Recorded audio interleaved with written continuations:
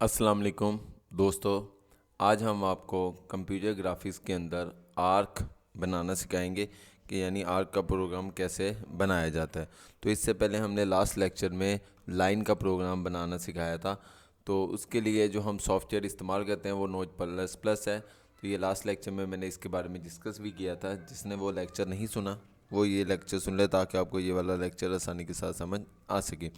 तो आइए चलते हैं, सबसे पहले देखते हैं कि भी आर्क बनाने के लिए हम कौन सा सिंटैक्स इस्तेमाल करेंगे। तो सबसे पहले मैं आपको सिंटैक्स समझाता हूँ, उसके बाद फिर जो है हम वैल्यूज़ ऐड करेंगे। उसके बाद हम सिंपल तरीके से जो है वो आसानी के साथ आपको समझ आ जाएगी कि आर्क को कैसे बनाते हैं।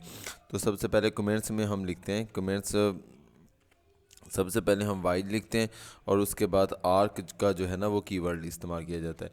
देन जो है वो हम ब्रैकेट स्टार्ट करते हैं और उसके बाद हम वैल्यूज़ दी जाती है, यानी इंट एक्स यानी पहली वैल्यू दी जाएगी। उसके बाद इंट वाई यानी सेकंड वैल्यू दी जाएगी। एक्स और वाई मैंने लास्ट लेक्चर में भी आपको बताया था कि एक्स और वाई की वैल्यूज़ क्या है, यानी वो टॉप से कितनी वैल्यूज़ छोड़नी है और राइट साइड से हमने कितनी स्पेस छोड़नी है, वो एक्स और वाई में आएगा। उसके बाद हम जो है यानी इसके अंदर इंट स्टार्टिंग एंगल बताएंगे। स्टार्टिंग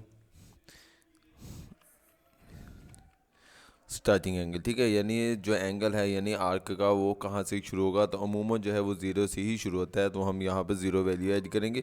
लेकिन इसके अलावा भी हम वैल्यूज़ ऐड, इसके बाद दूसरी जो वैल्यूज़ होती है वो एंडिंग होती है, यानी एंडिंग एंगल कौन सा होगा तो वो हम इसमें लिखेंगे, यानी इंट एंडिंग एंगल, ठीक है जी। और लास्ट में जो है वो हम रेडियस लिखेंगे, यानी उसका रेडियस कितना होगा, रेडियन आई यू एस, ठीक है जी, रेडियस लिखते हैं, ठीक है। तो ये जो है वो हम इसमें ऐड करेंगे। तो ये हमारा सिंटैक्स है। तो अब हम जो है वैल्यूज़ लिखते हैं आपके सामने। तो इसमें देखा जाए तो सबसे पहले हम क्या लिखेंगे, आर्क लिखेंगे। उसके बाद ब्रैकेट स्टार्ट की जाएगी। तो वैल्यूज़ जो है मिसाल के तौर पर हम 50 देते हैं। उसके बाद कॉमा डालकर फर्स्ट वैल्यू 50, सेकंड वैल्यू 50, यानी लेफ़्ट साइड से 50 हमने छोड़ दी स्पेस और टॉप से जो है वो भी 50 छोड़ दी। और जो एंगल स्टार्टिंग एंगल है वो हम 0 देते हैं। उसके बाद जो है एंगल जो हमने बनाना है, फ़र्ज़ करें हम वो 30 का एंगल बनाते हैं तो हम यहाँ पर 30 एंगल दे देते हैं। और जो रोटेशन है वो कितनी होगी, यानी रेडियस कितना होना चाहिए, तो वो हम फ़र्ज़ करें 50 देते हैं। आपको अभी चेंज करके भी दिखाएंगे। और उसके बाद ये हमने लिखकर उसको सेमीकोलन लगा कर दिया। अब हम क्या करते हैं इसको प्रोग्राम को फाइल को सेव करते हैं, ठीक है जी। तो आपके सामने फ़ाइल को सेव करने के लिए हम सेव एज पर जाते हैं और उसके बाद फ़ाइल को किस नाम से सेव करना है। यहाँ पर आर्क का प्रोग्राम है तो हम ARC आर्क लिखते हैं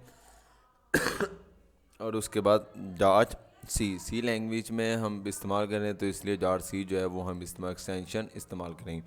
अब ये हमारा प्रोग्राम जो है वो कंप्लीट हो गया। अब हम इसको टर्बो C++ का जो सॉफ्टवेयर है वो हम इस्तेमाल करते हैं ओपन रन करने के लिए। नोटपैड प्लस प्लस में मैं इसलिए प्रोग्राम लिखता हूँ कि वहाँ पर राइट करना आसान होता है एज़ कम्पेयर टू टर्बो सी में। अब हम इसको ओपन करते हैं जो हमने प्रोग्राम बनाया। तो ये देखें आर्क का प्रोग्राम आपको यहाँ पर नज़र आ रहा है। तो इसको हम ओपन करते हैं तो ये प्रोग्राम आपके सामने नज़र आ गया, ठीक है जी। तो अब हम इसको क्या करेंगे, रन करेंगे। जब रन करेंगे तो आपके सामने ये देखो आर्क जो है वो टॉप पर नज़र आ गई, यानी टॉप से भी 50 है, लेफ़्ट साइड से भी 50 है और जो है 0 से शुरू हुआ है और उसके बाद जो एंगल है वो हमारे पास आपके सामने स्क्रीन पर नज़र आ गया।